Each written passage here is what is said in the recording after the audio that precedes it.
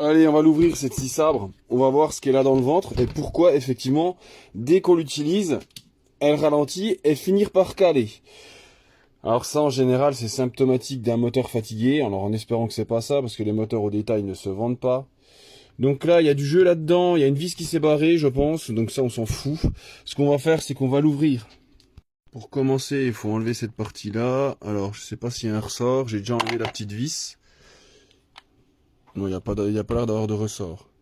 Alors, je sais pas si ça... Non, c'est pas ça qui verrouille. Enfin, peu importe, on verra plus tard. Je vais enlever les vis. Oh, quelle galère sur celle-là. Il y en a 40 000 de vis. Allez, maintenant, on va l'ouvrir. Déjà, à première vue, le moteur n'est pas bloqué. Donc, le problème ne vient sûrement pas de là. Alors, faut déjà regarder l'état d'encrassement. Qu'est-ce qu'on peut regarder? Nous, on peut regarder. Après, ça peut être la carte. Il y a un problème et dès que ça force, la carte se met en sécurité. Ça, c'est pas impossible. Par contre, ce qu'il faut que je regarde, c'est si le connecteur, c'est le même pour une autre machine.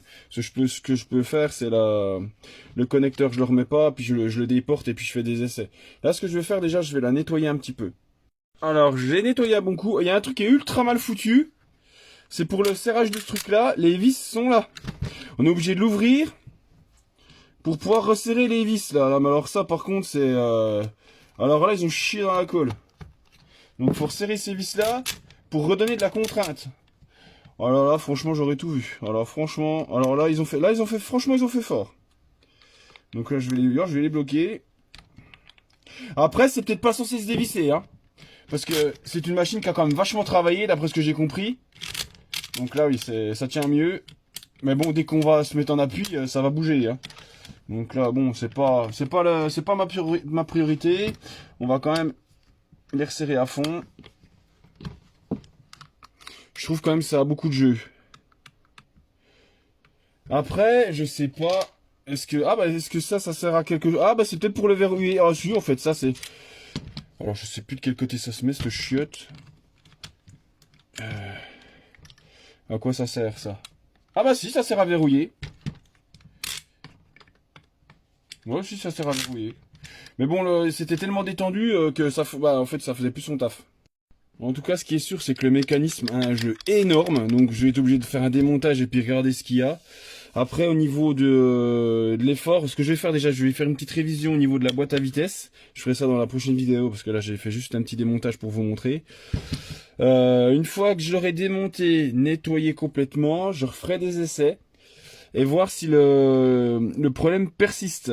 Déjà, dans cette vidéo, je vais quand même regarder avec une autre gâchette, en débranchant ce connecteur et voir si je peux mettre autre chose à la place.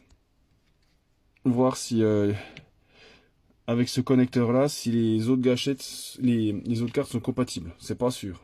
Alors les cartes AliExpress sont différentes. Les petits connecteurs sont plus petits et ça rentre pas. Donc c'est vraiment des gâchettes spécifiques.